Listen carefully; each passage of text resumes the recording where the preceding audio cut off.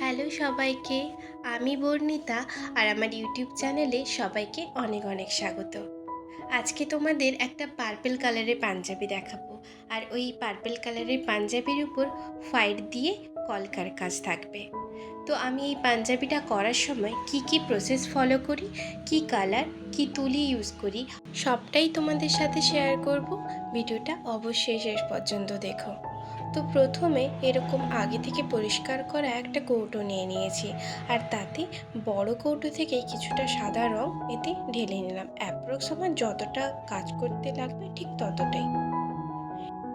এর মধ্যে আমি কোনো মিডিয়াম কিংবা জল কোনোটাই ইউজ করিনি, পুরো র কালারটা দিয়ে আমি পাঞ্জাবির উপর পেন্টিং করব।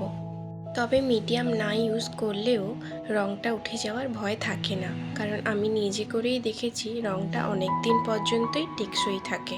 তো গলার কাজটা এরকম রাউন্ড শেপের একটা ডিজাইন করে নিয়েছি, আর বাকি বুকের কাজটা পুরো একটা ভরাট কলকার উপরেই কাজ করেছি। এই কলকাটা করার সময় আমি পেন্সিল দিয়ে এঁকে নিয়েছিলাম, তারপরে বাকি কালারটা করেছি। আর এটা করার সময় অবশ্যই মনে রাখবে যে নিচের পাশে হয় কোনো কাগজ কিংবা কার্ডবোর্ড ইউজ করবে, নয়তো পাঞ্জাবির উল্টো পাশে কালার লেগে যাওয়ার একটা সম্ভাবনা থেকেই যায়। তো এটা মনে করে ইউজ করো। আর আমি এখানে কলকাগুলো ডিজাইন করার জন্য দয়ালের 00 রাউন্ড তুলিটা ইউজ করেছি। এছাড়া অন্যান্য ডিজাইনগুলো করার জন্য আমি 2 নম্বরের রাউন্ড তুলি ইউজ করেছি। মেনলি এই কলকা করার জন্য তোমরা রাউন্ড তুলিটা ইউজ করো। বুকের কাজটা তো ভরাট করে কলকা করে দিয়েছি। এরপর রইল কাঁধের কাজটা। কাঁধের এপাশটায় আমি একটা লম্বা বক্স করে নিয়ে সেগুলোকে অনেকগুলো ভাগে ভাগ করে নিয়েছিলাম, আর প্রত্যেক ভাগে একটা আলাদা আলাদা করে ডিজাইন করার চেষ্টা করেছি। আর চেয়েছিলাম জিনিসটা যাতে একটু অন্য রকমের হয়। তাই প্রত্যেকটা পার্টে কোথাও আলপনা, আবার কোথাও বা পদ্ম ফুল, বা কোথাও সেই জাল কলকাটা করে নিয়েছিলাম। পুরো গাটা একটু খালি লাগছিল, তাই আমি কিছু ছোট ছোট ডিজাইনও এর মধ্যে করে নিয়েছি। এবার ওই সাদা যে কলকাটা করেছিলাম, তো সেখানে আমার মনে হলো যদি একটু কালার দিয়ে দেওয়া যায় তাহলে মনে হয় বেশি ভালো লাগবে।